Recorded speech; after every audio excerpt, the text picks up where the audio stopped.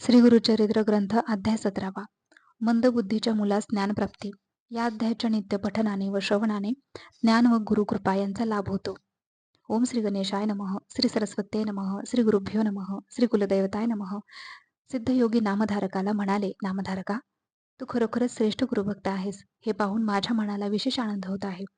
पाऊस सुरू होण्या अगोदर त्याची पूर्वसूचना देणारा वारा वाहू लागतो, त्याचप्रमाणे श्री गुरुचरित्र श्रवण करण्याची तुझी तीव्र इच्छा ही तुझ्या दैन्यनाशाचे पूर्वचिन्ह आहे.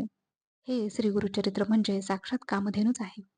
ते मी तुला सविस्तर सांगतो, ते तू एकाग्र चित्ताने श्रवण कर. कृष्णावेणी नद्यांच्या तीरावरील भिल्लवडी क्षेत्राच्या पश्चिम तीरावर औदुंबर हे तीर्थक्षेत्र आहे. तेथील औदुंबर वृक्षाखाली श्री गुरु श्री नृसिंह सरस्वती एक चातुर्मास म्हणजेच 4 महिने गुप्तपणे राहत होते. भुवनेश्वरीच्या जवळ श्री गुरूंची तपोभूमी होती, त्यामुळे ते स्थान म्हणजेच औदुंबर स्थान सिद्धस्थान म्हणून प्रसिद्ध पावले. त्या औदुंबर क्षेत्री श्री गुरु गुप्त का राहिले? ते तर साक्षात परमात्मा परमेश्वर. मग त्यांना भिक्षा मागण्याची व जपतप करण्याची आवश्यकता का होती? नामधारकाने असे विचारले असता सिद्धयोगी म्हणाले, नामधारका, साक्षात सदाशिव शंकर व श्री दत्तात्रेय सुद्धा भिक्षा मागत असत. भिक्षा मागणे हे केवळ निमित्त. भिक्षेच्या निमित्ताने ते अनेक तीर्थक्षेत्रांना भेट देत असत. जे रंजले गांजलेले भक्त असत त्यांच्यावर ते अनुग्रह करीत असत. श्री गुरूंच्या वास्तव्याने अनेक गुप्त तीर्थक्षेत्रे प्रकट झाली. भक्तजनांवर अनुग्रह करण्यासाठीच श्री गुरु भिक्षेच्या निमित्ताने फिरत असत. पण अनेक लोक नाना प्रकारच्या लौकिक गोष्टी त्यांच्याकडे मागण्यासाठी वारंवार येऊ लागले. म्हणूनच ते गुप्तपणे राहू लागले. पण कस्तुरी कितीही झाकून ठेवली तरी तिचा सुगंध लपून राहत नाही, तो दरवळतोच. त्याचप्रमाणे श्री गुरु भिल्लवडी क्षेत्री गुप्तपणे राहत असले तरी त्यांची ख्याती सर्वत्र पसरली. सूर्य लपविला तरी त्याचे तेज लपून राहत नाही, हेच खरे. श्री गुरूंचे महात्म्य कसे प्रकट झाले त्याविषयी मी तुला एक कथा सांगतो, ती ऐक.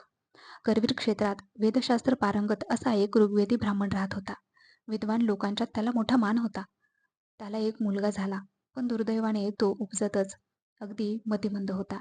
कितीही शिकवले तरी त्याला काहीच येत नसे, काही समजत नसे. तो मुलगा लहान असतानाच त्याचे आई वडील देवाघरी गेले. त्याच्या नात्यातील लोकांनी त्याचे पालनपोषण केले. बघता बघता तो 7 वर्षांचा झाला. कुळाचारानुसार 7व्या वर्षी त्याची मुंज झाली. मौजी बंधनानंतर त्याला अध्ययनासाठी गुरुकडे पाठवले. पण तो मतिमंद असल्यामुळे गुरूंनी शिकवलेले त्याला काहीच समजत नव्हते. त्याला संध्या येत नव्हती, गायत्री मंत्र येत नव्हता. मग वेदाध्ययन कुठले? ब्राह्मणाला विद्या नाही तर पोट कसे भरणार? विद्वान ब्राह्मणाचा मठ्ठ मुलगा अशी त्याची सर्व लोक थट्टा करीत असत. लोक त्याला म्हणत, अरे मूर्खा, तुझे वडील केवढे विद्वान होते, तू मात्र अगदी दगडधोंडा आहेस. तू तुझ्या वडिलांच्या कीर्तीला बट्टा लावलास. अरे, ज्याला विद्या नाही तो मनुष्य अगदी पशु होय. विद्वानांची सर्वत्र पूजा होते, तुझ्यासारख्या दगडाची नाही. तुझा जन्म अगदी फुकट गेला.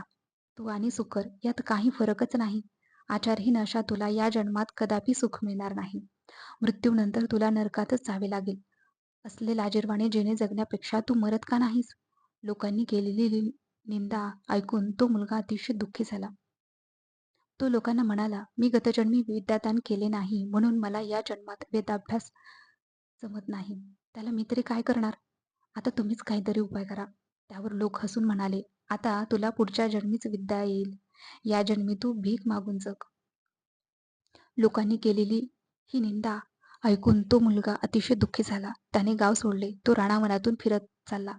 मूर्ख म्हणून जिवंत राहण्यापेक्षा आपण प्राण द्यावा, मरून जावे असे त्याने ठरवले.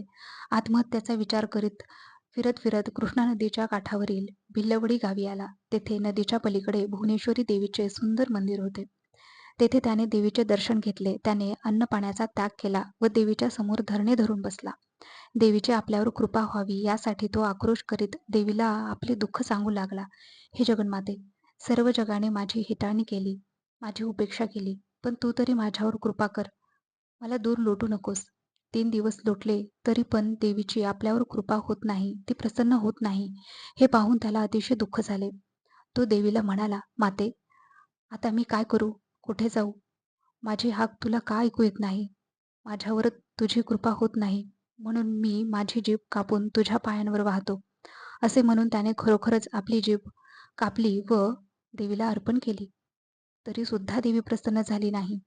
तेव्हा तो देवीला कळवळून म्हणाला, आता माझ्यावर कृपा नाही केलीस तर उद्या मी सकाळी माझे मस्तक कापून तुला अर्पण करी. त्यावर भुवनेश्वरी देवी प्रसन्न झाली.